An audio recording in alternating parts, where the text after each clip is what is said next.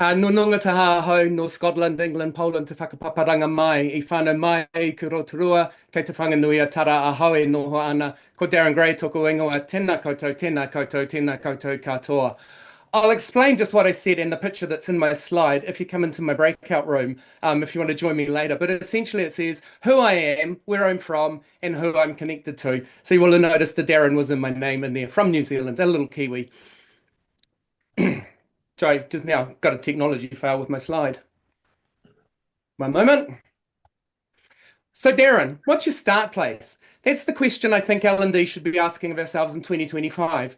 It's a question a colleague kept asking me a few years ago, and one that took me a wee while to work out.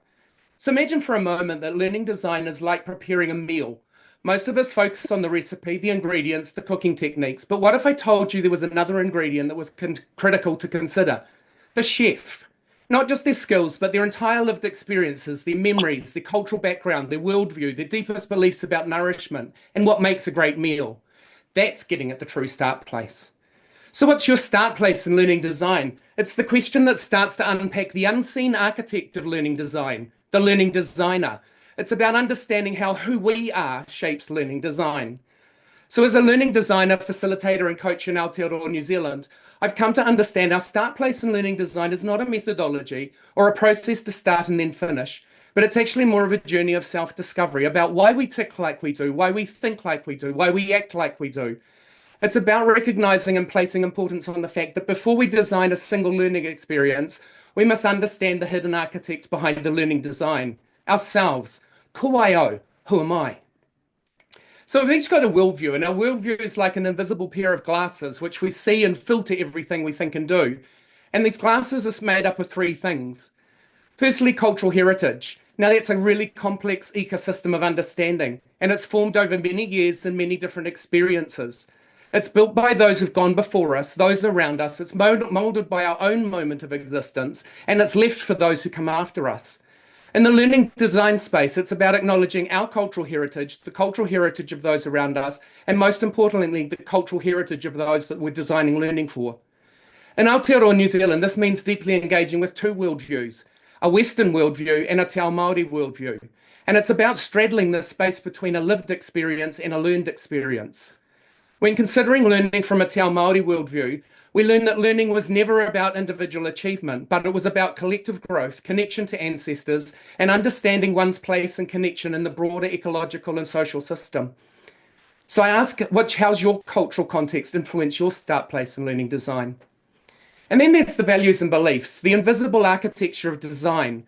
So here's another critical thought, and it's along the lines of we don't just use the models, we are the model. Our values and beliefs and the core principles that guide us in life and what we do, they shape how we see the world, how we interact with others, and define what we consider are important.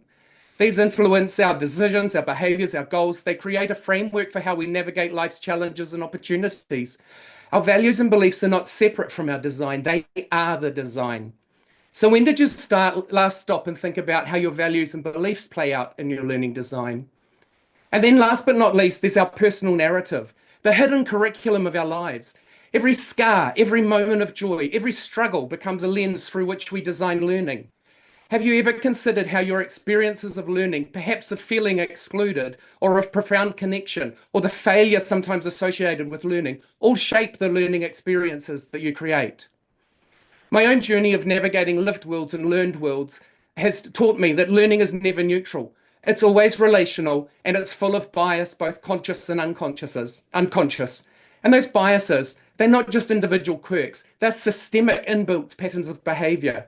We've got to courageously ask whose knowledge are we privileging, whose voices are being valued, whose experiences are being rendered invisible, and are we aware of our own biases and how they play out in our learning design? So I ask again, ko wai koe, who are you and what's your start place in learning design? So, in summary, I think the most transformative learning design doesn't start with a tool, a framework, or a methodology. It requires us to look beyond technical skills and into the deeply human, often uncomfortable territory of who we are. Learning design isn't about just creating content, it's about understanding the profound responsibility we have in shaping how people learn, grow, and make meaning. And if the challenge in moving from transactional learning to more transformational learning, it requires courage on our part to examine our own biases, our own worldview, our own conscious assumptions, our own values and beliefs about who we are. In the words of a Māori proverb, no te roro, naku te roro, ka ora ai te iwi. With your basket and my basket, the people will thrive. Our start place in learning design is not what we know, the methodology we find most useful, but our willingness to continually unlearn, be surprised, and make space for wisdom that exists as we explore our true start place in learning design. So kuwaio, who am I? What's your start place in learning design? I think that's the important question L&D should be asking in 2025. Tēnā koutou, tēnā koutou, tēnā koutou katoa.